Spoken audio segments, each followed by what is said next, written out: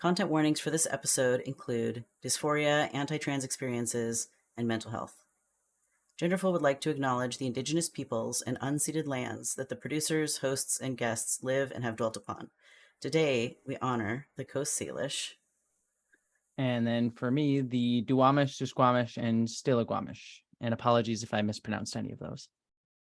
We honor the elders, the human, plant, and animal ancestors of these lands, and celebrate the living descendants of these peoples. May all beings tend these lands for the goodness of the next 7 generations and beyond.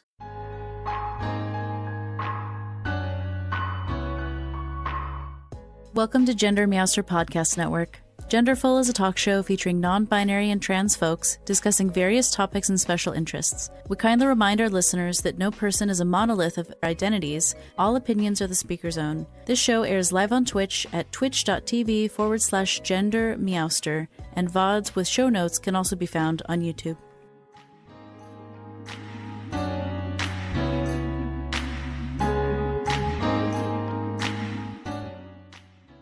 So, Maddie folks, I'm GenderMeowster. I use they, them pronouns. I'm a transmasculine, non-binary, disabled, autistic, ADHD, all kinds of fun things, content creator. And I'm going to let my illustrious guest introduce herself. Hello, I am Jessie Gender. You may know me from the YouTubes, where I do video essays on LGBTQ topics, science fiction, nerddom, geekdoms, and then also whatever's on my mind that day. I'm transgender. I'm a trans woman. I'm also non-binary, autistic, all many wonderful things as well. And I'm also joined, you probably can't see him, I won't see him too much, but I'm also joined by my cat Newt, who uses he, him pronouns and is currently hiding on my lap. So he is with us today as well. That's wonderful. My furry co-host is Neferkitty. She's sleeping in what I call the sidecar. She's in like a cat bed right here next to me, but I cannibalized the cat cam to be my camera today, so no cat cam today.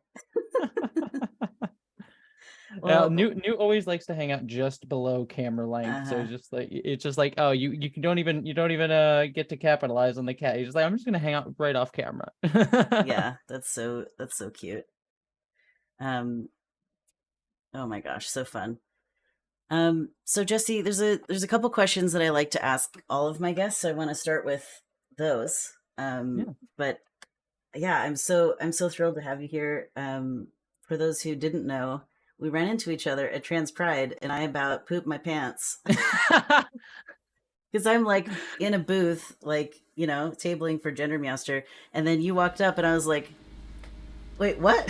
Well, I just saw like, oh, look, Twitch people, these are my people. And I beelined over there and I was like, hi, hello. And my friend who was in the booth with me didn't know who you were. And so I was like, oh my God. Anyway, it's still always weird. It weirds me out too when people recognize me. I was at Geek Girl Con this weekend, and there were people that came out just like, "Are you Jessie?" And I'm like, "Yes, hi, hello." Mm-hmm. It's totally cool. It's always just sort of like I always still see myself as like a weird dork on the internet who no one should watch. So it always feels strange for people to recognize me. So that never goes away. Good to know. No, never does. And if it does, then I feel like that's an even bigger problem. Yeah, totally. Well, that was such a delight, and I gave you my super cool business card, and we exchanged emails, and now here we are. How fun for us! Yeah, I'm excited to be here. Thank you for having me. I'm excited, glad to be on. If I can get words out correctly. Yeah. So we have a lot of topics today. For those who haven't read all the stuff we've written about it, we're going to talk about gender, Star Trek and gender, science fiction and gender, and if you are willing to indulge me, maybe a little bit about content creating. Of course. All topics that I know absolutely nothing about. I definitely know there's some folks in the chat with some questions about that, so I want to make sure there's some time. So first of all, what are some things that if you look back at your youth, that indicated you might be gender diverse one day?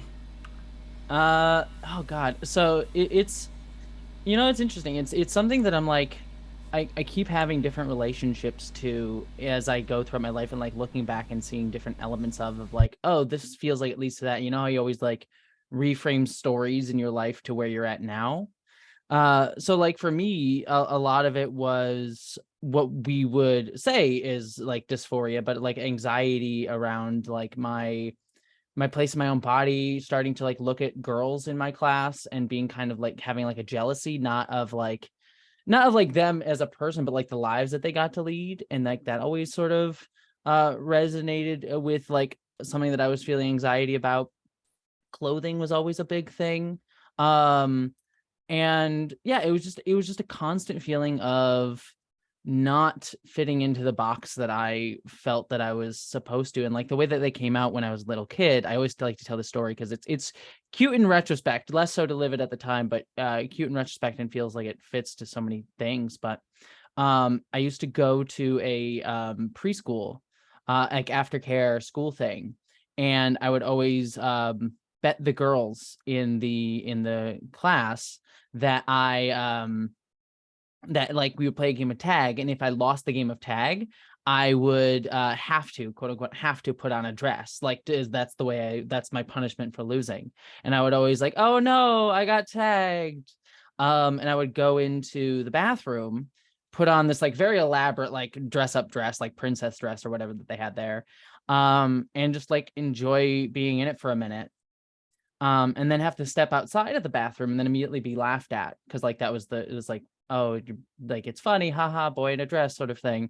And so it's like this interesting, again, not as much fun to live it, but like this feeling of like what I would describe now as gender euphoria, immediately followed up by humiliation and laughter at that feeling and having to hide it. And so like I look at that and it feels like a microcosm of like the way that a lot of my early life went, right? Like it's hiding this euphoria and this thing that makes me happy, usually through clothing. Like I used to steal my mom is a bit of a hoarder, and she like has a lot of clothing, so she wouldn't miss if I stole clothing and hide it under my bed and would wear it when she wasn't there. And that sort of euphoric feeling. But then if I ever like try to display that in real life, kind of getting humiliated. And I have more stories that I could go into about like I used to in one of the plays in my high school years, I got to play like a grandmother character for comedy. And again, that sort of going to this thing of like the public displays of me wearing a dress and things were seen as like comedic, but then also me personally, it was super cathartic and euphoric. So yeah, those are just like early stories in my life of like recognizing that I didn't like fit into the gender box that I was told to be. So you went from like hiding your mom's clothes under your bed and like getting tricked into trying on outfits in school to being this like, I don't know, I would say fairly self-actualized trans femme, gender wonderful, non-binary trans person now. Gender wonderful. I love that phrase. Well, that's what genderful is. It's a portmanteau of gender and wonderful. Yeah. I didn't hear it as you recognize that as like subconsciously, but then I just sort of, when you say it, I was like, oh, I like that. That's a wonderful phrase. It's a really good one. I like it a lot too.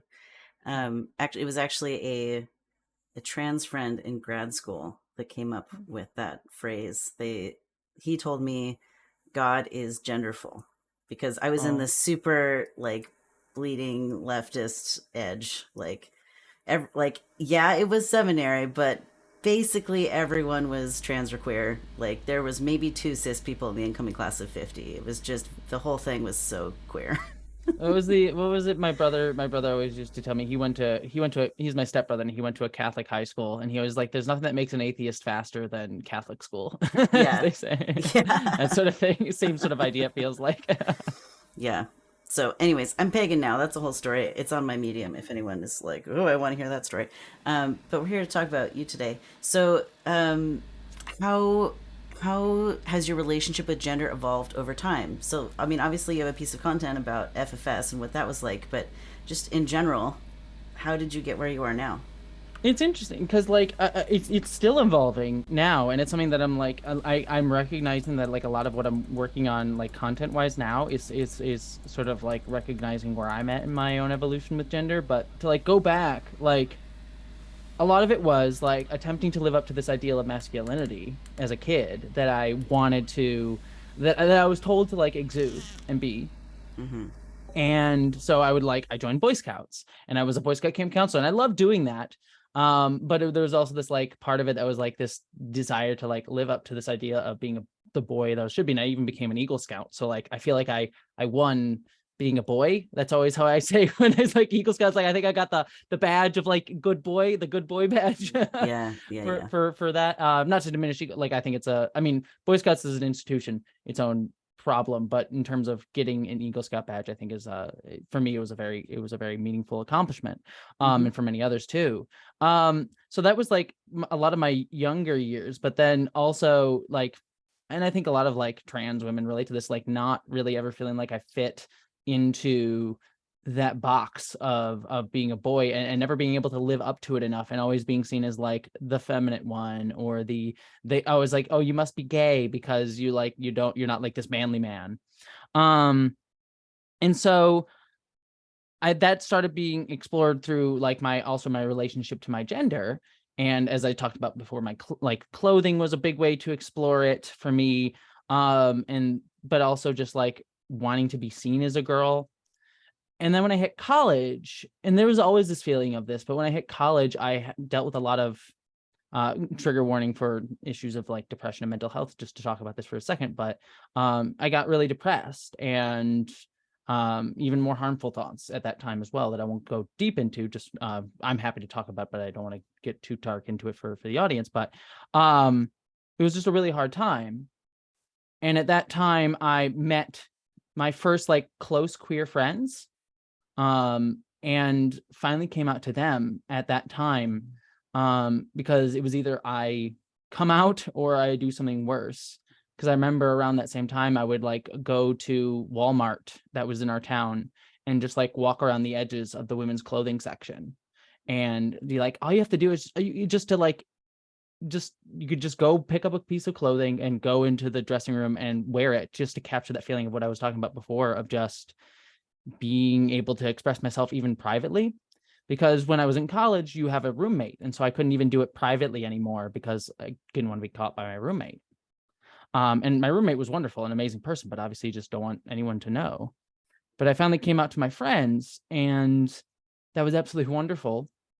And they really accepted me and allowed me to experiment and explore.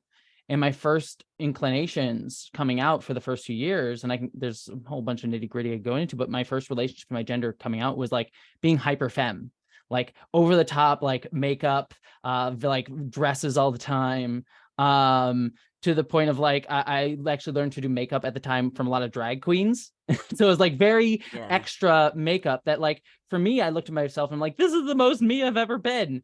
But also it's like, it like goes into that idea of like the performance of femininity, and femininity is always seen as a performance no matter what you do. But like the hyper edge of it, the hyper femness of it. And as I've grown throughout the years, and become more confident in like, hey, I'm a woman. And that doesn't mean that I need to express it in like hyper femme ways to like validate that my womanhood. I've become much more like open with how I express myself, and not needing to be hyper femme all the time, but just being myself. And then that happens to be expressed in often femme ways, but sometimes not femme ways. But as I've grown over the past few years, I've identified mostly on the binary as trans woman, but over the past like 5 years or so since being out, I've grown more and more attached to being considered, in the umbrella term of non-binary, but for me, sort of gender fluid demi woman. And which means I sort of have an affinity more for, femme things, being closer aligned with womanhood, but not necessarily always being stuck there or in one place. And as I've continued in my journey and over the past like year or so, one of the things that I've been exploring and I'm finding like more and more is being articulated in the stuff that I write and make, is that understanding how much these like clearly delineated boxes, like needing to ascribe a label and have that label be prescriptive, like saying like this label fits me and this is the box that I fit into based on this label. Even if we get more and more minute, like, hey, I'm a gender fluid demi woman, trans woman, femme presenting, like we can get more and more like specific, but those words still feel like they're trying to like capture an experience that itself has no bounds. And so just more and more over the past year or two, really coming to understand how I feeling more comfortable being with this idea that gender itself is an ever evolving concept, both within myself and in our world. And the attempts to try to limit it in ways is what's ultimately harmful to all of us, and say those words are prescriptive. So it's why you see, like, in a lot of my work, like going after people, like horrible anti-trans people, being like, the language defines biological reality, and saying, like, no, that's nonsense. Words are helpful to describe us, but not prescriptive. Yeah. So that's trying to be the short answer to that question. I think that's a wonderful answer, Jessie. It's also, I feel like, important to talk about how gender identity changes over time, even once you've come out as gender diverse in some flavor. Yeah. Like, I came out as non-binary, and then 4 years later decided I wanted to start testosterone. And Yeah. being non-binary and not on HRT was totally valid as an identity. And now being on HRT is also valid for my identity. And it's like, it's so cool. I don't know. It's such an interesting thing. It is really cool. Like, this is just the thing that I'm thinking, because again, this is currently what I'm thinking about, and might be doing a video on in the next, like, probably not right immediately, but in the next few months, is exploring like that idea of like non-binary identity as like sort of what it's considered to be a middle place, but it's not. It's a place where like so much diversity happens. And for me, non-binary was like the end destination for my journey, and like I went like from one binary to the other binary, because thinking that's how like it should go, and then sort of exploring beyond that idea of the binary from there. But I've also heard for other people too, how like people can like use non-binary first to like dip the toe into, again, quote unquote, I don't want to like define the experience, but like just sort of like start exploring their identity that like feels closer to where they started with their sort of binary ascribed identity, and then from there going further and further away, and realizing again, like, we can explore further beyond that. And so it's such an interesting like thing about like how this idea of like gender diversity can be like a sort of way to like slowly get in to like exploring your identity, or also like a way to like pull back from like going the other binary direction. And it's just such an interesting like understanding of how gender diversity allows us to break out of these boxes, but we can come at it from different ways. Yeah. Oh my gosh, I feel like I could nerd out with you about this forever. It's so fun. I'm literally, it's just one of those things that I'm really it's just sort of like captured my brain a lot in the last it's something that I've always kind of felt, but like it's been capturing my brain more and more, in part in response to like the like huge culture of anti-transness that has like been created nowadays, where again, I did a whole thing on Matt Walsh specifically. I won't need to talk about him specifically, but just to use him specifically in this instance, like, he is a person who's just so much like, there's the truth, the nature tells all, and like trying to create ways to like make bounds on reality, and say like there's reality is confined in these ways to make themselves feel more comfortable. That's a lot of what anti-trans bigotry is just trying to make the world make sense in very limited ways. Come on. And then capitalism helps that with like, if we make things limited and put it in a box, we can sell that box in whatever way, shape, or form it is. Like, put like a genre of TV show in this way, or like sell like these things to women, like make it pink and like sell it to women, that sort of, like that way you can commodify it. Yeah. When in reality, humanity and nature and life is ineffable, and all we're trying to do is find limited ways to describe things that are beyond limited description. Yeah. Got super philosophical. It's so good though. I love it. Like, I mean, I don't know. I feel like gender is a whole galaxy of options. Like, I wrote a raid message for my friends at the Transverse, and it's like, we're here to expand your gender galaxy, because their channel is more like universe themed. Mine is like hats and non-binary flags, lol. But theirs is more like, spas, the fana fanta. And so, but yeah, I love using like the umbrella term non-binary as a way to expand, right? Because there's not only gender identity, there's also gender presentation and like pronouns, and none of those have to match, and they can change over time or day by day. And so it's like, I don't know. I think it's really fun. I think think it's so really too. fun. Yeah. One of the most beautiful ways that I heard gender described was a few years ago. I ran across it. I don't think it was in like from them, but I've discovered it from them. Ash Hardell did a great book called The LGBT ABCs of LGBTQ. Ash Hardell being another wonderful YouTuber. Who has since generally moved on from YouTube, and I've talked to them a bunch, and they're wonderful. But in their book, they had someone that they talked to describe gender as a gender galaxy, which I think you just sort of like alluded to or mentioned, where it's like Yeah.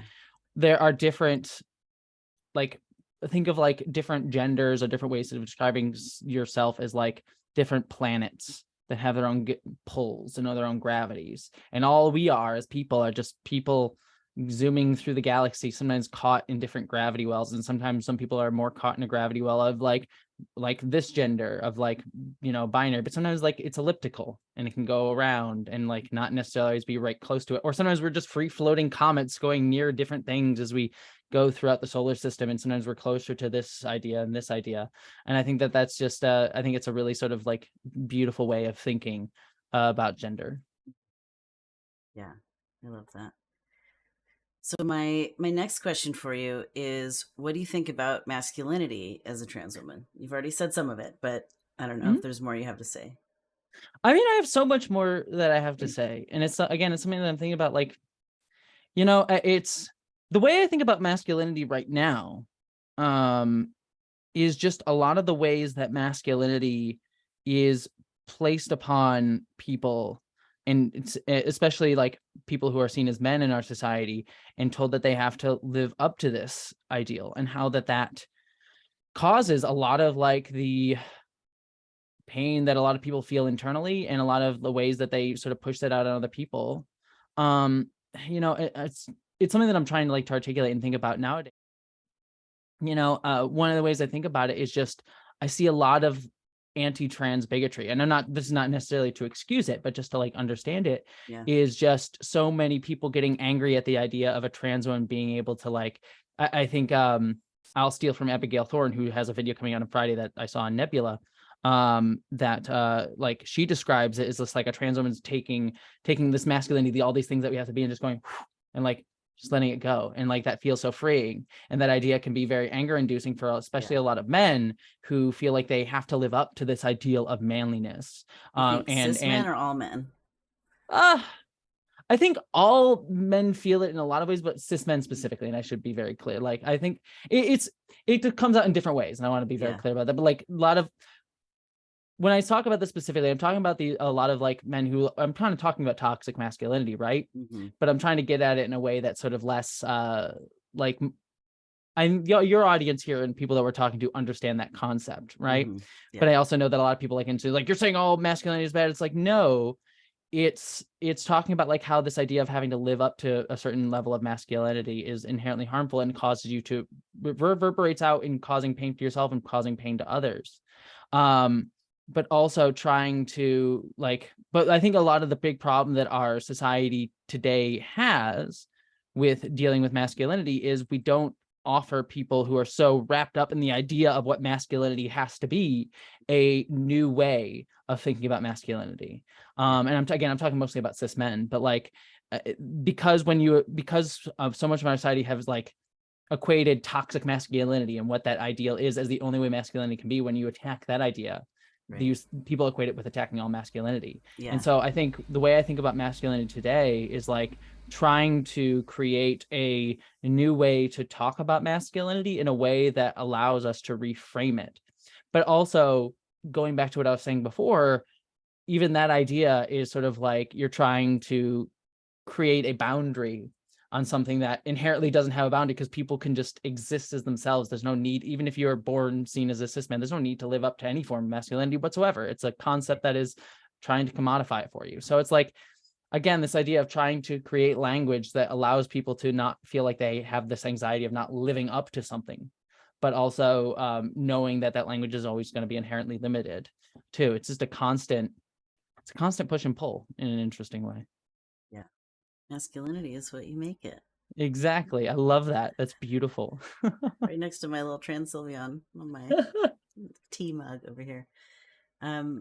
So Jessie, do you feel like masculinity is something to integrate into your womanhood, especially a decade or so into transitioning? Yeah, I mean, that's what I was just talking about too, right? Like I went hyper binary, hyper femme when I first came out, and I've since more been like exploring beyond that.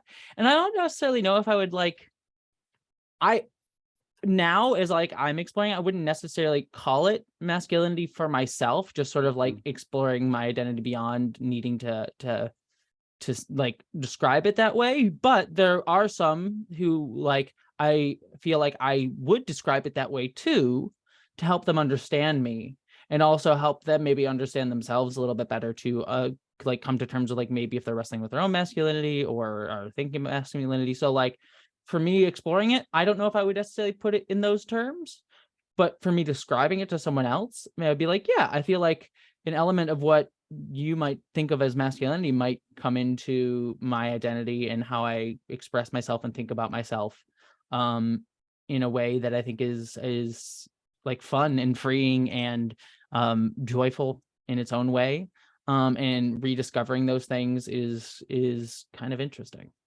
So Yeah, I love that. Okay, we're gonna pivot. We're gonna talk about let's Star do it. Let's do it. Trek. I'm so excited. Okay. Why are you drawn to Star Trek? This is very open-ended.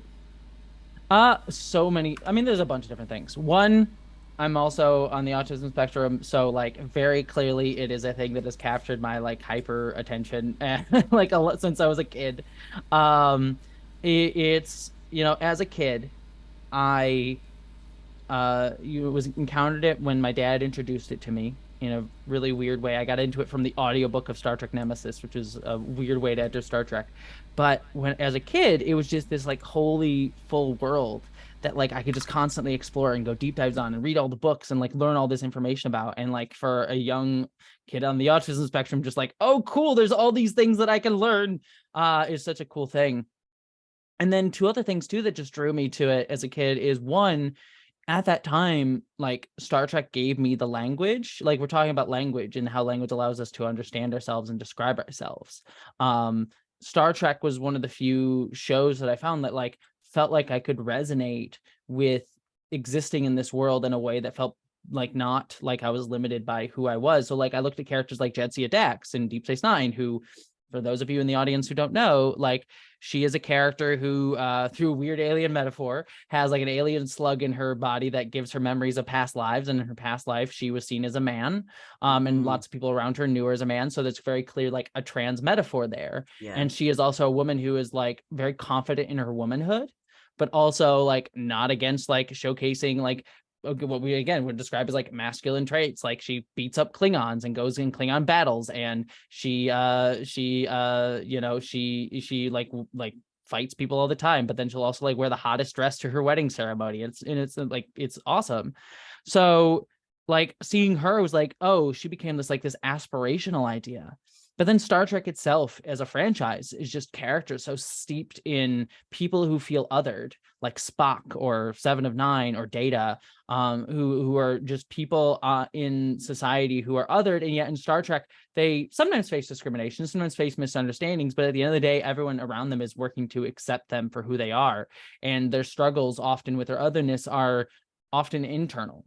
And the external element of it, which can come into it sometimes with like Data facing discrimination as an android and things in some episodes, but a lot of the time their wrestling with identity is solely internal. And so it removes that idea of this aspect of society placing this hindrance upon you.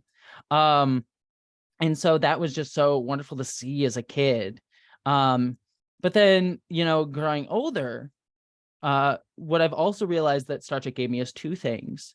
Is that idea of this aspirational society that humanity can and strive for has become my guiding ethos in a lot of my dreams and hopes and advocacy.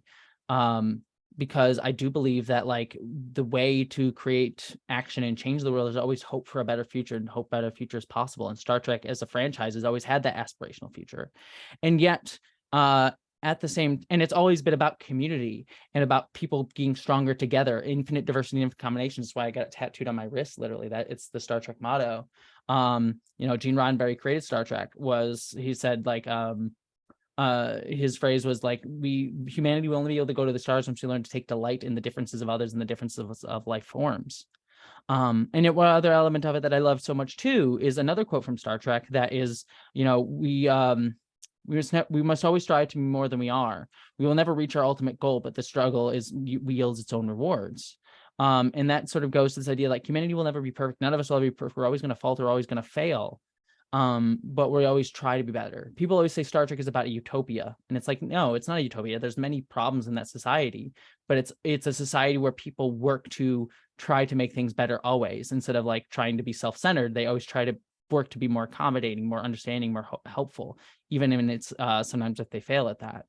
And I think that that's such a beautiful way to think about human society, is like, if we do take delight in differences of others and put that first and foremost, community first and foremost, that is what we can aspire to.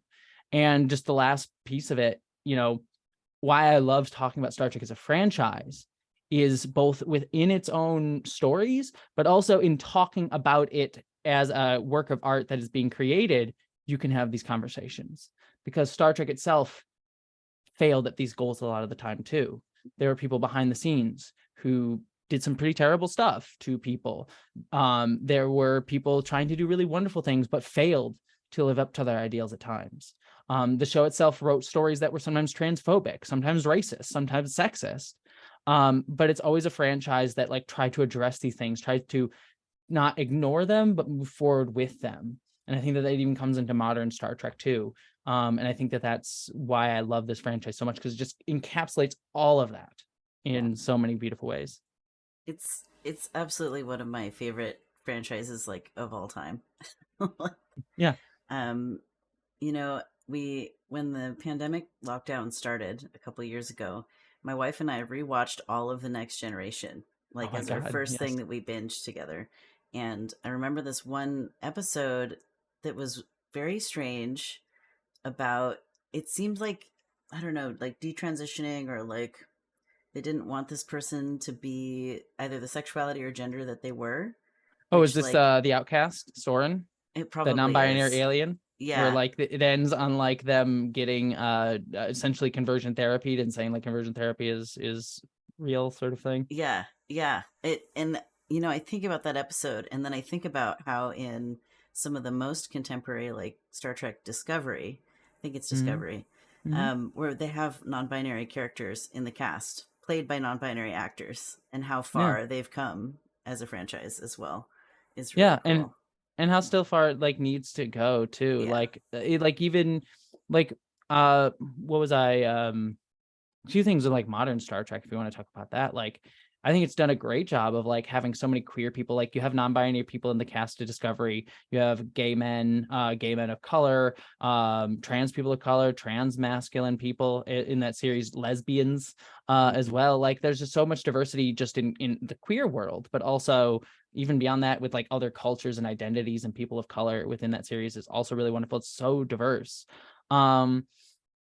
And yet it sometimes fails too. Like Discovery did a bury your gay storyline in the first season in a really horrific and traumatizing way to like watch. They like kill, spoilers for that show, they kill a Black gay man really kind of horrifically in that first season. But then, as I was talking about before, the show recognizes it and tries to do better. The showrunners saw that, addressed it, and brought the character back and like tried to not erase that aspect, like had him deal with the trauma of it, but also trying to acknowledge the problems that it had too.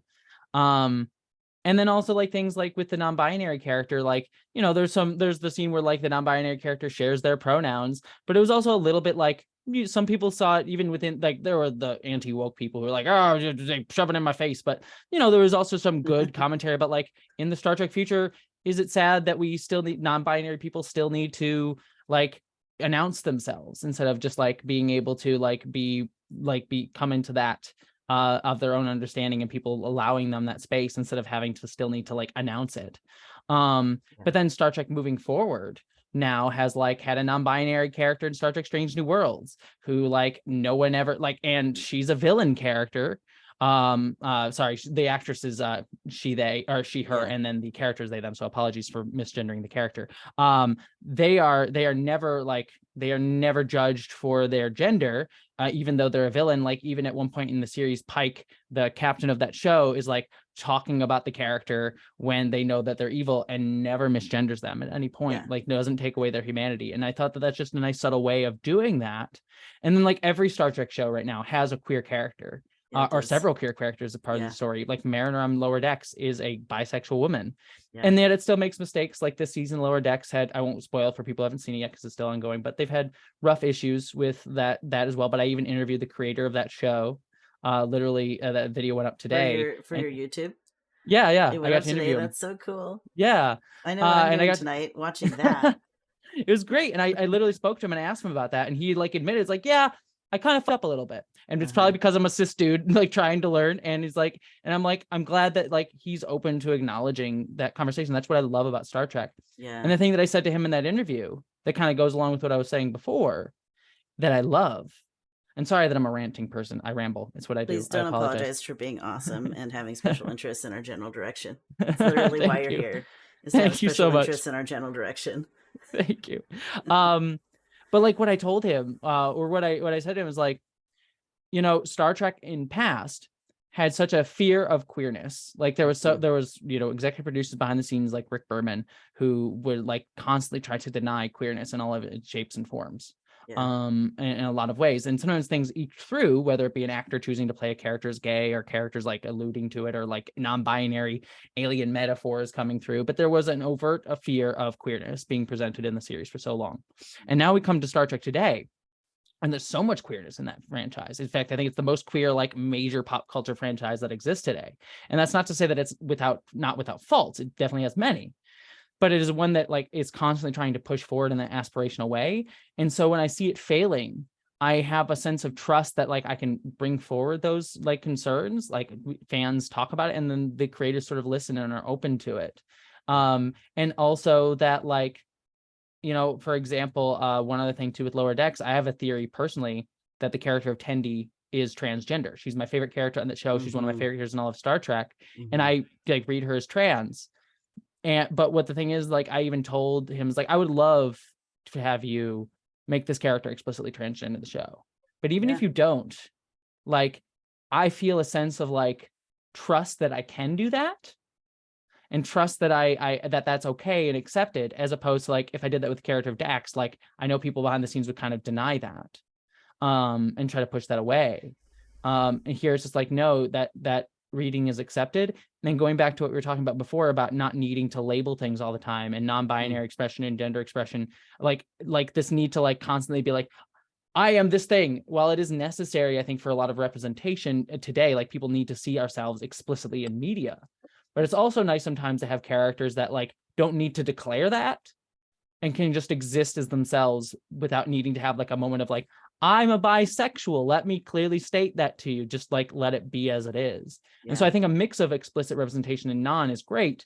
And I think that we see that in media across the board getting generally better about that, though pushback from a lot of anti-trans and anti-queer bigots. Yeah. And I think there's a long way to go too, in terms of like people like Disney sort of capitalizing on that and trying to commodify it and doing it just tokenistically. But what I love about Star Trek is within its franchise is it has explicit representation and non-explicit representation in equal measure. And I think that that's wonderful that modern Star Trek allows that conversation a lot more than older Star Trek does. Yeah.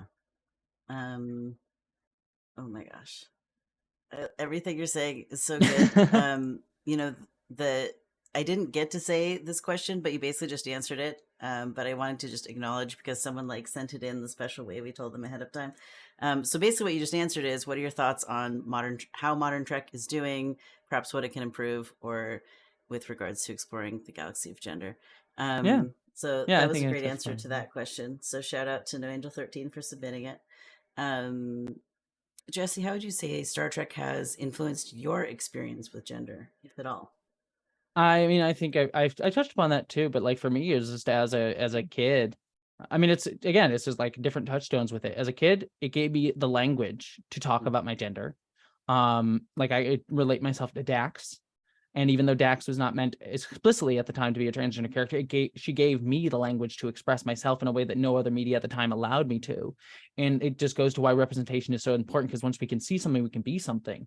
And so, while I didn't have a trans character somewhere to point to and be like, that's me, I had Dax. And because of her, I was able to just express that and understand my feelings a little bit more. And then that's what got me like Google searching online and finding things as well. Which is why the internet has, I think, caused a lot of explosion, especially for my generation and the generations past that, an explosion of trans, people coming out, because they now have the language to understand that and understand themselves in that way. And so Star Trek helped me in that way. But as I've gotten older and have become, as you were talking about before, like more self-actualized, more understanding my own gender journey, it's allowed me be able to express that back at Star Trek as a fan. And so like the stuff that I make on my YouTube channel is like me criticizing this show that I've loved so much out of love. And coming from like what I've now learned about myself and applying it back to it in an effort to not only hopefully make it better, but also express my own ideas and thoughts, but also like bring other people into my hyperfixations and my joy, and also also be in that conversation. I always kind of joke that my content is like, if you are trans, I'm here to radicalize you into being a Trekkie, and if you are a Trekkie, I am here to radicalize you into understanding the trans community or understanding yourself as a trans person if you are. So like that's that, and I think that those sort of things work in simpatico in a lot of ways because of what Star Trek is, in terms of like how it allows us to express ourselves and understand ourselves, and also is a cultural touchstone itself for where we are at in our society today in art, but still doing it in a positive, aspirational way. But then also allows people who enter into it a place to see themselves and express themselves in a safe way. So it allows us to both criticize our society, but also feel a way to escape our society and live beyond it at the same time. Both within the universe of Star Trek, because that's what it is a show. It's a future world that critiques our modern day and is about today. But it's also something as a franchise, as we look at it, like as people watching it, we can have those same exact conversations where you can see Star Trek failed in these ways, and this is why that's interesting, and let's have that conversation. But here's where it succeeds, and here's where we could sort of take these pieces and say, why don't we have that in our society today? Why do we not have a society where, even if a non-binary person is an evil, cackling, over-the-top villain, we're still never going to take away their humanity by dehumanizing them and taking away their gender? Like, why is that not something that we recognize today? I mean, you see like non-binary people in news media today who are being vilified, and like for numerous different things, whether it's just being non-binary or like doing things that are terrible or bad. And people will say like, well, I'm not going to respect their non-binary identity anymore because they're doing bad things, quote unquote. And it's like, screw you. We don't take away people's humanity, no matter what their actions are, what they've done. Right. It's just, yeah. Yeah. So. You don't even misgender the worst villains. It's just not an option. Exactly. I love that. Jessie, would you ever write for Star Trek if they asked you to? Yes. So Star Trek, take note. You have this radical, non-binary, trans femme person who could rock your world if you just ask. That's literally the dream is to work on Star Trek. If I honestly, my I think all of us have that like one thing in our lives that like we always want to do, and I just want to contribute to Star Trek in some way, shape, or form. And it'll be like one of those things that like once I do that, I'll still have many more things that I wish to do, but I feel like I'll have this weight off my shoulders of like this thing that I want to do so badly in my life will be like I accomplished that thing. I can die happy now, and I want to do so many more things, but like this fear of this thing that I want to get to do in my life will be off my shoulders. So yes, most definitely I would write for Star Trek in a heartbeat. I love that. All right, they've been put on notice. I'll send you the clip. I'll send you the clip later. You can send it in an email to the producers. Yeah. So Jessie, I'm going to pivot to just more general science fiction because we do have a couple more generic questions. Why is science fiction a draw for Two-Spirit LGBTQA plus folks? I think for two reasons. One, like the thing that I just spoke about, science fiction quite often is about otherness, and like we can explore our society in new ways, and that often aligns with a lot of like trans people being like this society doesn't allow me to be who I am. How can we make it different or better? And science fiction, whether if it's aspirational or, non-aspirational, like dystopic, that still can be a way to like see what's wrong, like have better ways of articulating with our society today that we can understand. And typically characters that exist in these worlds are others in some way, shape, or form. And that allows us to inject ourselves into those storylines. And I think in a way that we feel like we connect with in our today's world, where a lot of like protagonists and a lot of other stories are like cis straight white dudes. And not that we can't identify with those characters, but like when in a society that is bereft of often identities that allow us to sort of feel like the othered person in our fictions. Science fiction is a place that allows you to do that and sort of like puts you at odds with or within a society that sort of critiques our modern day one. And so there's that otherness part of it. And then also, like I said, science fiction critiques society. So even if it's a dystopic world, like I think about cyberpunk, for example, a lot of trans people, I think, really resonate with cyberpunk as a genre because it is a hyper-capitalist world where identity is hyper-commodified, and yet we have more ways to explore identity than ever before with like body modification and VR worlds and virtual realities and things like that. So like that's a world that doesn't exist at all today. So I think like that science fiction, that type of like cyberpunk science fiction we relate to because it's like, oh, it's being very stark in its terms with a lot of the things that we feel today. I mean, like, a lot of people trans people see themselves in the Matrix, not just because it is an explicitly trans film made by trans creators, but like a lot of what that film is about someone not being able to identify into the box that society has placed them in and finding ways to not only exist within this reality and find new ways to find themselves within this reality, but quite literally escaping it and saying this system needs to be broken down and destroyed because it limits us all in different ways. And like that's what the Matrix is about. And I think that's why a lot of trans people resonate with something like that, even if it wasn't made by trans creators. That idea is resonant, and it resonates with, I think, everybody in some ways. And that's one thing that I always try to talk about with people is like the trans experience, I think, is a human experience in some way, shape, or form, especially when we live in a hyper-capitalist society. We are all told to be a thing and to fit into these boxes, and we're never going to fit in the boxes because humans can never fit into a simple box because we are ineffable in many ways. And so we all sort of feel like wanting to break outside of that box and tear down the system. And I think trans people feel it very explicitly through our gender, because gender is quite often how we dehumanize and how we put people into boxes. But I think everyone feels it. Yeah. So I feel like trans people resonate with science fiction a lot because it talks about these things. But I think everyone resonates with science fiction because we all feel it in a lot of ways too. So I have some specific fandom questions from the audience. So someone asked, have you watched The Orville? And if you have, what do you think of the trans storyline that runs through it? I have seen The Orville, and I have complicated thoughts on The Orville. That here's the thing. So The Orville is made by Seth MacFarlane, or like he helped create it. And when it started off, like I have a lot of issues with Seth MacFarlane as a writer because quite literally, Aronach, who I think I saw was in the chat.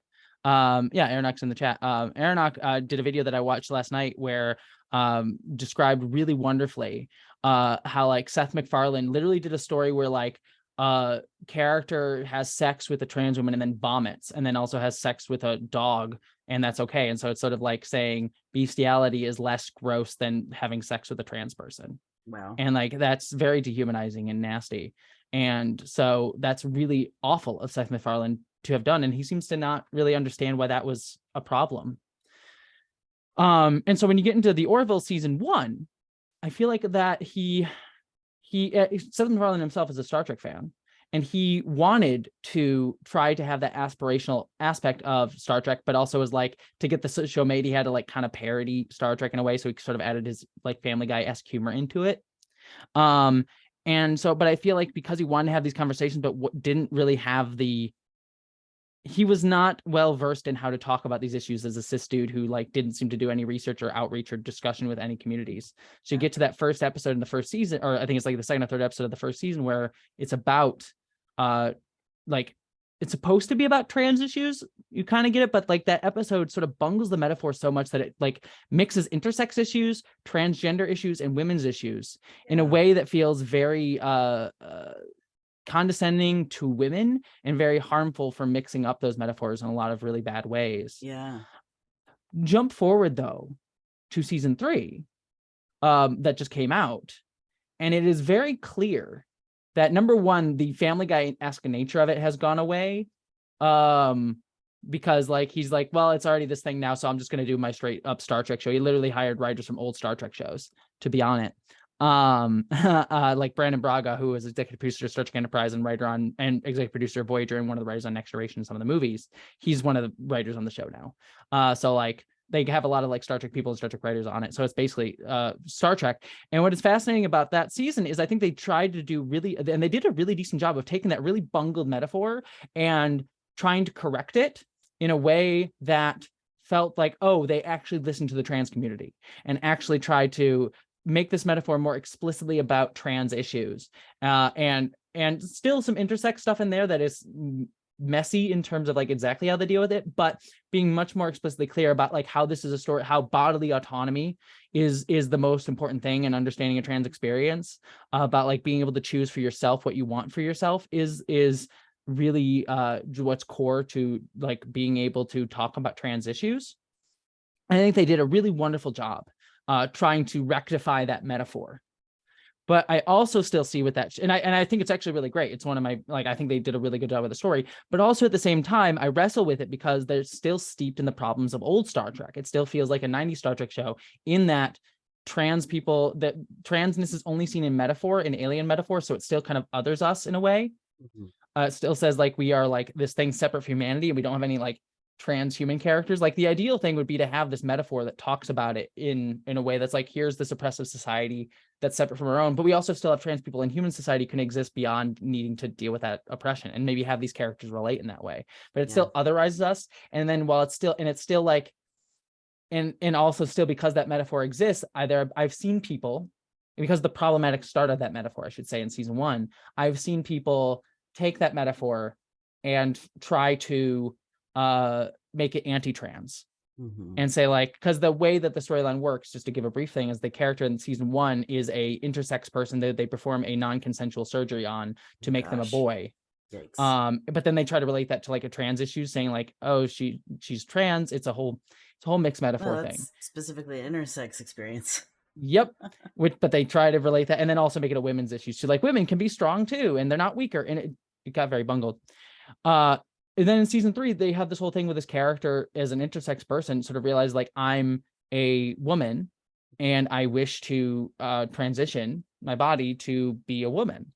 And so it's also talking about like the way that intersex people have their bodies forcefully transitioned, but then it's also talking about like a trans experience, because it's talking about like she literally had a gender assigned to her at birth and wishes to have the body autonomy to choose what to do to her body after that fact, and like talk about like how her gender is sort of different experience from different people.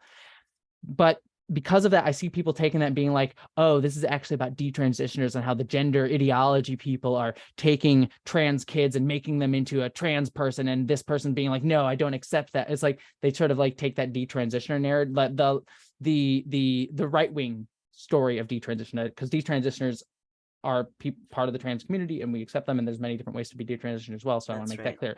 But the right-wing narrative of detransition, they take and sort of prop onto this story when it's explicitly not.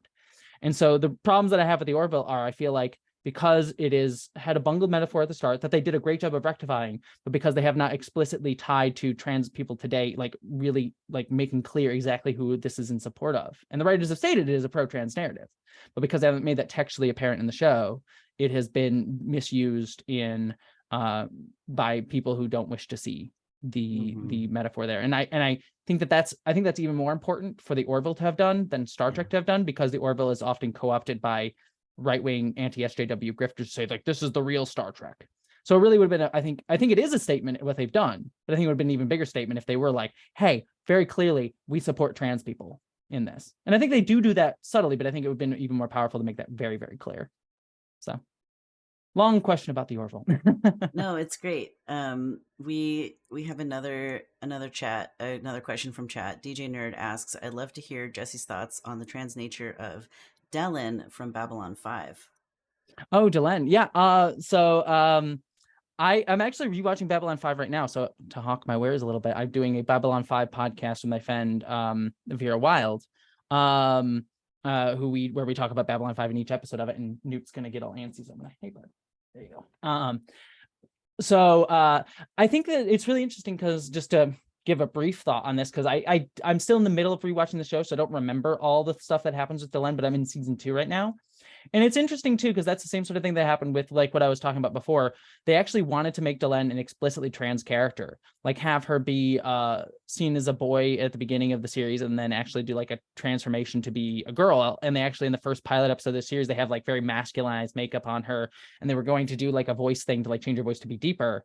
But then because of the technology that the voice deepening stuff didn't work, and so they didn't go that route. But they still have an element of that story, whereas in one point of the series, she because there's this sort of distrust between her people, the Minbari, and humans, she goes into a cocoon to make herself look more human in order to appear more human, to sort of like be this like middle ground and bridge between the two societies. So there's still an element of that.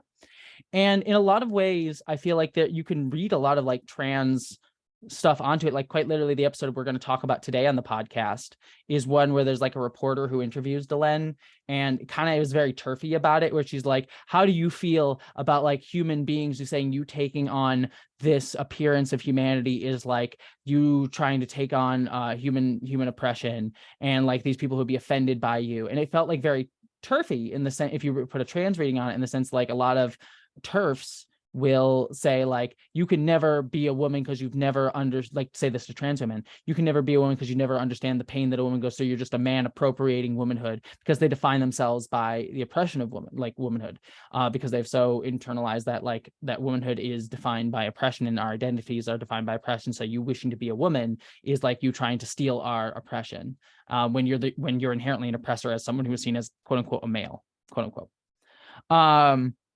Which, you know, going back to how we explain gender, it's like we could talk about gender being an oppressive system, but we also talk about gender as a way to express oneself. So that's where sort of TERFs misunderstand and then use that to prop up fascist rhetorics.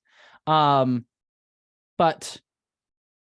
so that's in Babylon 5, and I think you could read all that stuff into it. But then it also gets complicated too, because with her character, she is literally changing from Minbari to human. So then you could, even if you wanted to confuse it, or not confuse it, if you wanted to be very complicated about it, it's like, oh, there's a problematic like trans racial reading onto that as well. Mm-hmm. Which like, it's just, again, it's one of those things where like the fact that it's metaphorical both helps the show, especially at the time the show was made, have these themes in there, but also the metaphor can be kind of, if you're not very clear and precise with it, or you misunderstand the communities that you're talking about, can also get very problematic. And that's a very much a thing with like 90s science fiction that I think modern science fiction is doing better about, by having both explicit and metaphorical stories. And it's one of the things that I think the Orville, I think, is still a relic of in some ways. While still doing better in a lot of other aspects, I think in a lot of ways it's still a relic of that 90s to early 2000s style storytelling. And so Babylon 5, I think, has the same kind of problems in slightly different ways, of like metaphor being used to give representation that others typically wouldn't get, but then also because it's a metaphor can be otherizing as well as problematic in some of its implications as well. Yeah. I also appreciate you like doing 50 million things all at once. Sometimes I have a co-host who helps with doing words out of mouth, keep the flow of conversation going while I'm producing and modding at the same time. I was waiting to see if the chat was going to ask any other questions. There were maybe some, I think they were not serious actual questions. I'll take non-serious some questions. Some jokes in the chat. But I can ask this question, and then if anyone has specific fandoms or franchises they want to ask you about after this, they still can. In your opinion, what or which sci-fi series are depicting gender diversity the best of what's available today? November 2022.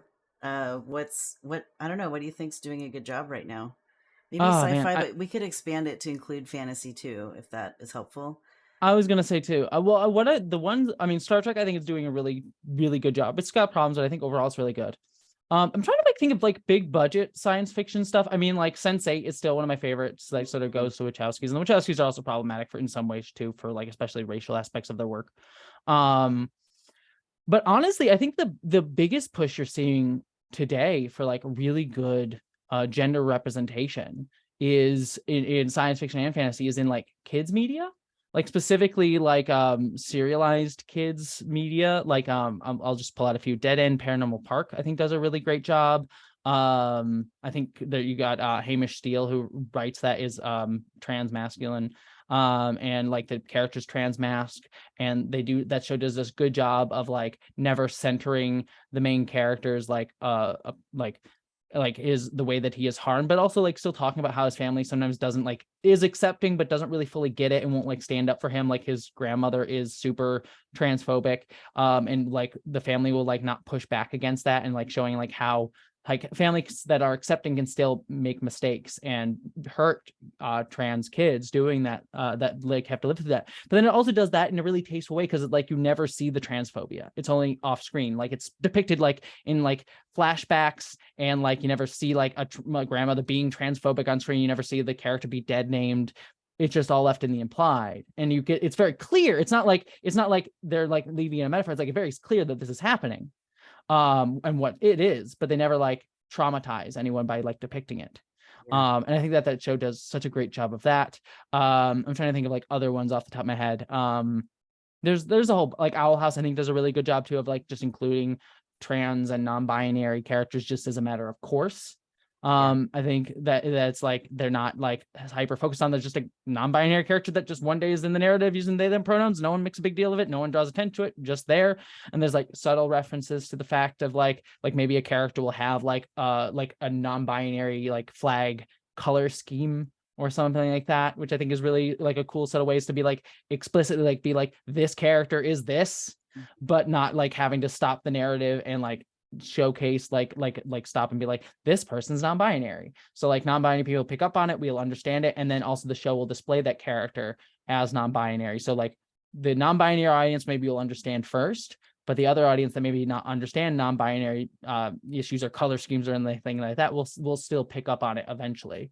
And I think that's really, really good. So I think like those works are I think doing the best. I could probably go into even more stuff. I think another one is Our Flag Means Death. I think is it's technically not fantasy or in science fiction. You could maybe put it into fantasy because it's sort of anachronistic history. So you can talk about like alt history sort of thing. It's such a good show. Yeah, all it's the so trans great. pals are really into that show right now. It's so good. I love it. Well, what I love about that is it is exactly what I was talking about before. A show that doesn't need to be explicit with like, it's like, here's the non-binary person, here's the gay person, but makes it very clear that that's what's like, that you have those types of identities sort of naturally flowing out of the way the story is told.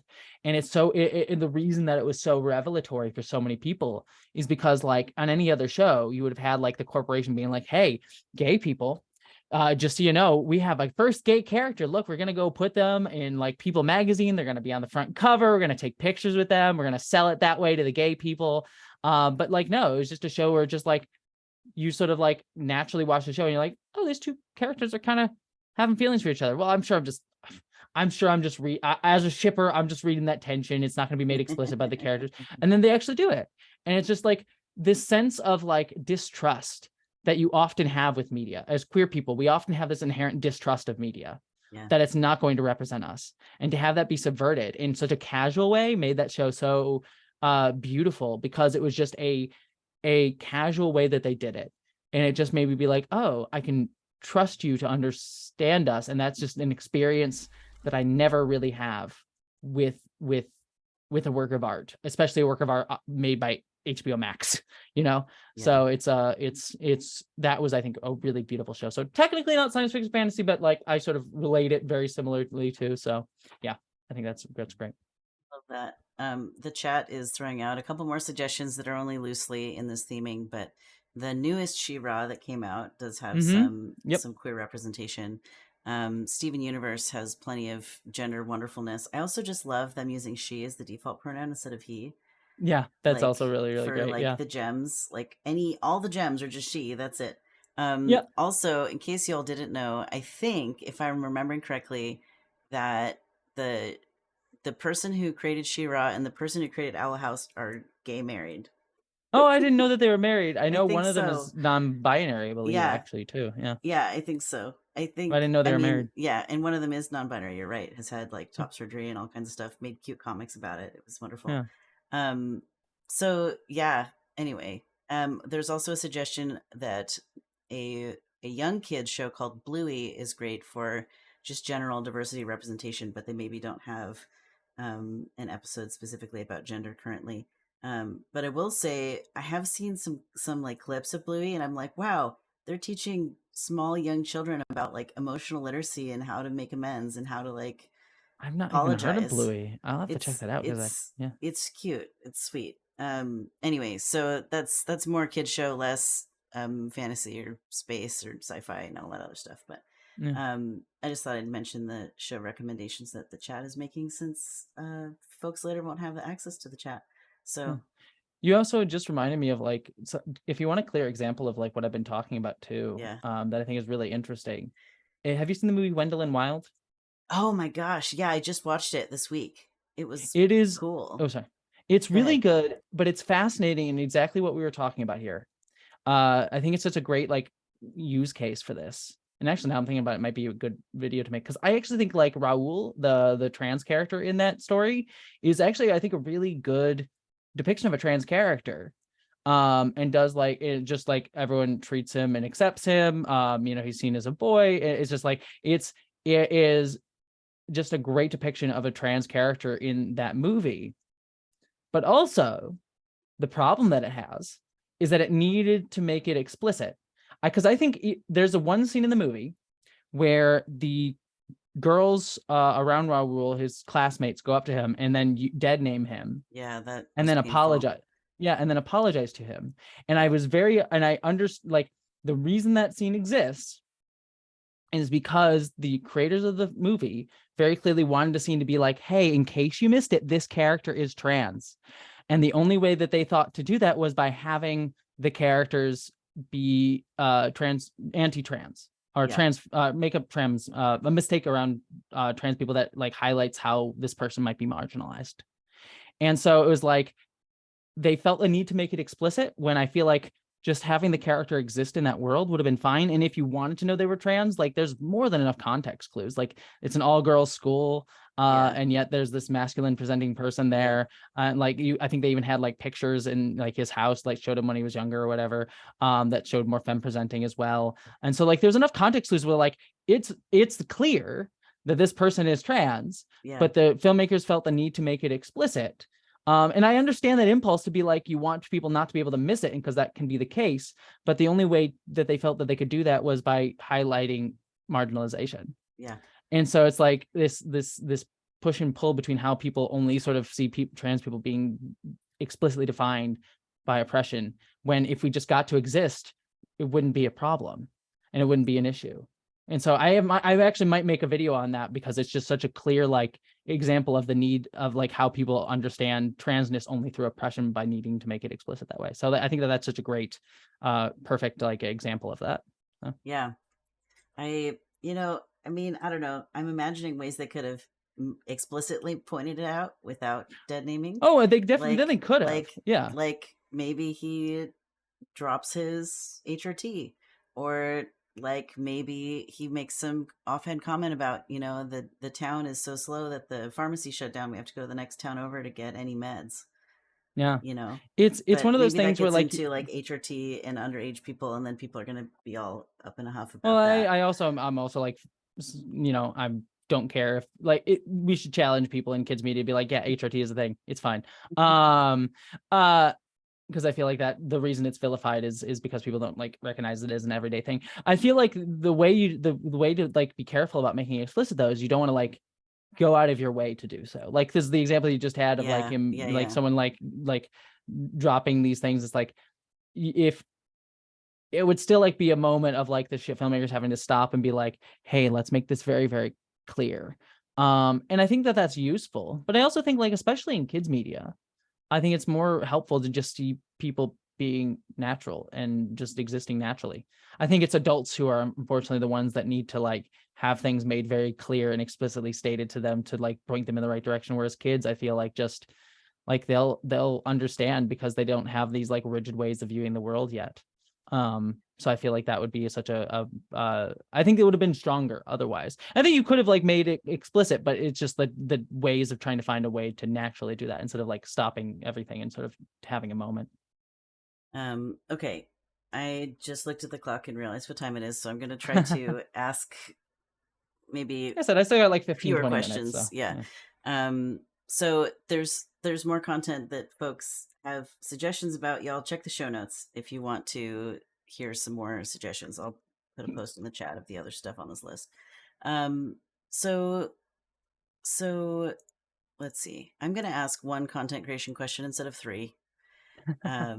We could talk about your favorite piece of content you've made and what has received the most attention. But the one question, if I only get one, that I really want to ask you about that is, what suggestions do you have for gender diverse YouTubers or content creators of any flavor who are starting out today, or what do you wish you'd known when you started? So you mentioned earlier, like, there is sort of an inherent distrust between trans and queer people and the big name media. And so one antidote to that is us making our own, right? yeah. Like having a YouTube channel, having a Twitch channel, having a TikTok or whatever.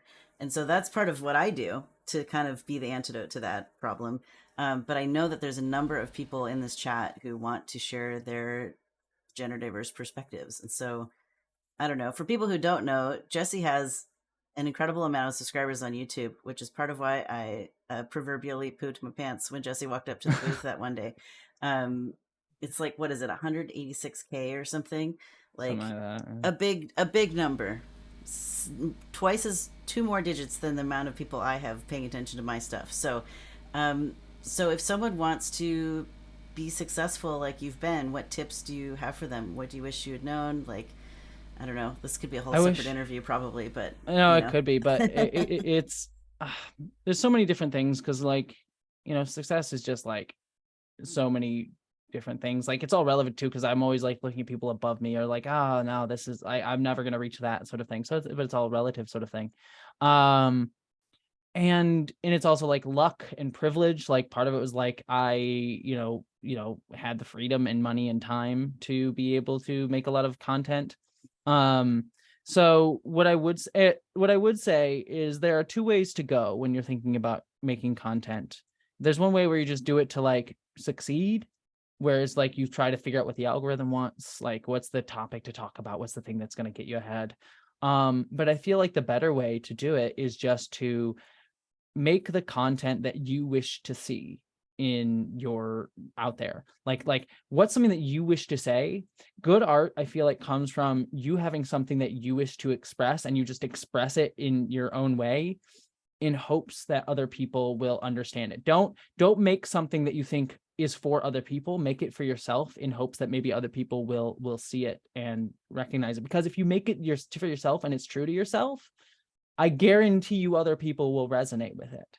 And I feel like that's just the important thing to make, because I feel like a lot of people, when they try to like get into content creation, they try to like game the algorithm, try to fit the topic, and the algorithm is a cruel mistress. Yes. And it will look your way some days and some days it won't. It's like an eye of Sauron. It'll gaze upon you or it won't. But I think what's going to be more fulfilling ultimately is you following your own joy and what you want to do. And to be fair, 2 things with that, just to wrap out on it. Know first that your first work probably going to suck. In fact, it almost certainly will. And that's okay. We all grow and we all each work of media that you make helps inform and helps you learn to do the next one better and get better and better and better and better next time. And also something too on that one of my friends, CJDX, said in their recent video is like, make your best idea now. Like, we tend to think of like our ideas as like we only get like 10 in our lives. And if I use a good one now, then the monkey's paw will shrivel and I only have 9. But like, you're going to have more ideas. So like, pursue the ideas that you have now and go after them now and try to make them with what you have now, because you're depriving the world of that wonderful idea until you make it. And I think that that's the thing to follow. And so like, know that your work's going to suck. It's going to grow. It's going to get better. That's fine. I still look at my videos and I'm like, dear God, I'm so repetitious. I make these words. I screw this up. Why does it have to be 4 hours long? Why does my hyperfixation not allow me to limit my videos a little bit? Like, there's all things that we like are learning as we make stuff. And then the last thing too is like, don't take money or like numbers or like view count as a barometer of how good your work is. That's something I say for myself. I feel it a lot too. I was like, oh, this video didn't get enough views. Oh, this video didn't make this much money. Or oh, this, like, the watch time on this was really, really bad. The number doesn't matter. The thing that matters is who you affect by the work and like what your work says and how it affects the people that see it. One of the unfortunate things that as a queer person that you'll realize when you get into content creation is that, you know, there's different expectations placed upon our content. The algorithm will also be hurtful towards you. The companies that we work within will also be very discriminatory toward you, even if they don't intend to be. It just, we live in a society that says like queer people are equivalent to anti-trans bigots. And like, we have to share space with them. Like Matt Walsh existing on YouTube is seen as like the counterpoint to like me existing on the platform as a trans person, which is not. But like, the powers that be think this way, and you know, we try to push back against that and fight against that. But like, ultimately, like, we have to exist within it, and that sucks. It really does, and it can be very hurtful. But it's always an important thing to remember that your story is important, your work is important, the things that you make are important. And just because the algorithm or the system doesn't like value it and like reward it with number, like big number go up, that your work is still valuable and it will mean something to not only you but to others. And so always like follow that. And it's okay to forget it. I forget it a lot. Every time a video that I make goes out and it doesn't do well and it gets like the least amount of views on my channel, I like feel horrible and terrible. It's like, what did I do? What did I up? But that's not the way to think about it. But don't shame yourself if you do get into the mindset, because our society tells you that that's how you should think, and we've all internalized it in some way, shape, or form. So be kind to yourself. And I'm saying that to me, not just to all of you. Be kind. Some folks in the chat have said things. Aronok says, make what you want and to make and be honest. You're also getting some compliments. I don't know if you're seeing NASA Tech says she's the hardest working creator on YouTube with a huggy heart little cute emo. Thank you, NASA Tech. I don't know. I think my whole deal has been just being honest and doing my best, which is a very autistic approach to content creation. You know, I'm not like speed running strats or like super optimized. It must be perfect for the algorithm. It's just like, I'm just gonna be me and keep trying. That's my plan. And I've lucked out that, like, you know, literally earlier this week I did a video on Star Trek Lower Decks that was just me ranting for an hour about Star Trek Lower Decks and why I love it. And I did terribly in the algorithm, but like, it was like, this is just what I want to make. And and that's, I mean, this is what I was just talking about. Like, I felt like when I saw that I got a 10 out, like it was my worst performing video, and it felt suck. It felt suck. It sucked. It felt suck. I like that phrase now. Because like, it's like, oh, number doesn't go up, and it just constantly remembers like, no, I shared this out of my joy, and people like, it has like people who watched it seem to love it. So it's like reminding yourself that like it's about following that. And I'll be fair too, I am lucky and privileged that I can make videos like that and like still be able to pay my bills, you know. And I'm not going to deny that there is a certain amount of privilege in my ability to do these things, whether it have been like the fact that I, you know, when I was starting off, I had free time to do it. I had money to be able to do it. You know, my background, like I'm, you know, come from an upper middle class family. So like the ability to try and do more and work at it and grow and learn is a privilege in a lot of ways too. Some people are only able to make what they can make in the few minutes that they have between work and like having to spend energy on like being creative sometimes can be very difficult to find time to do. So like just don't be forgiving of yourself in those aspects, and acknowledge your privilege and try to help others where you can too. And lift up their voices, because it's what I hope I try to do, and I'm still working to get better at that, but like it's something that you like always try to do better at. So is there anything else about gender, sci-fi, Star Trek that you didn't get to say that you want to make sure you tuck into this episode before we kind of ask our closing questions? I mean, honestly, there's so many things. We could have talked for like 5 hours, so I'm sorry that I have to sort of wrap out. No, but, it's okay. Obviously, people should just follow your channel so they can go hear what you have to say about all these things some more. Yeah. That's what you should do. Follow me. Yeah, no. But yeah, no, I could talk for forever about all these topics. So yeah. Well, this has been such a wonderful interview. Okay, two final questions that I ask every guest. Can you share an experience with gender euphoria? I'll share a recent one. One I just really loved the other day is I got to be 7 of 9 for Halloween. Like I did the costume where I was like the silver cat suit and everything. Are there pictures somewhere? I think I shared one on Twitter. But it was just like a cool thing to be like, I got to be 7 of 9, and that was a character I never thought I would be able, like as a kid, I never thought I'd get to play 7 of 9 for Halloween, and I always wanted to, and I just did this year, which was really fun.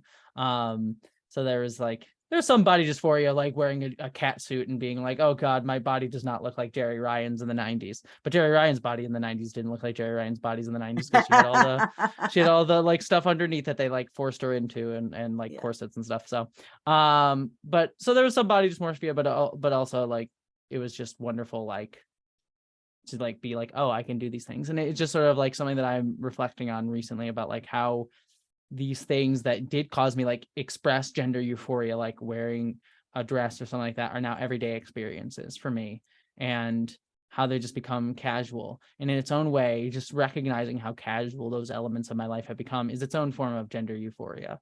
That's I'll leave it there, I guess.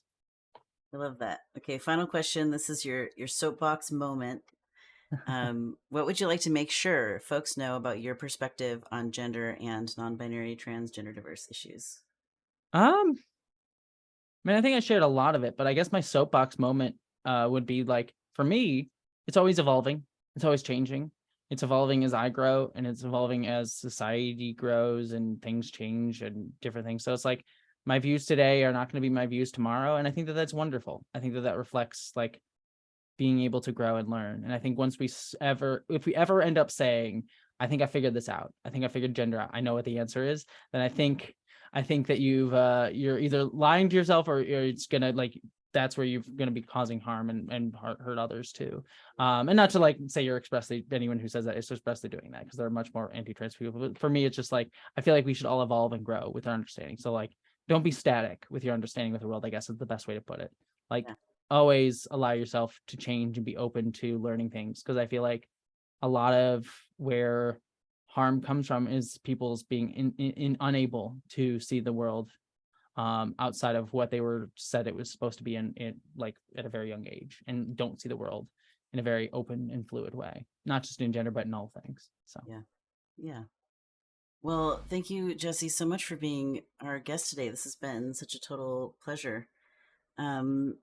So yeah, folks, Jessie is a video producer, journalist, and LGBTQ advocate. She's known for her YouTube channel, Jessie Gender, where she dissects social issues through a geek lens, but she also has written for GameSpot, The Advocate, Out Magazine, Skybound Entertainment, Microsoft, and more. She's a huge Trekkie. We've got new videos out every Friday. Star Trek, you should hire her to write for your shows, all of them. And your socials, your handle on socials is at Jessie Gender. Do you have any other upcoming either special pieces of content or events you want to make sure you mention for the chat today, or nothing specifically? I do have things that I'm working on. I have a bunch of videos, way too many videos that I'm working on. So be on the lookout. I'll announce them when they're coming. But yeah, just subscribe to my channel. I got stuff there, and you'll hopefully see some cool stuff coming soon. So awesome. Well, I dropped your Patreon and PayPal in the link. It's also in the show description for those listening later. If anyone would like to go drop a Patreon sub, feel free. or me. tip Jessie for their wonderful perspectives.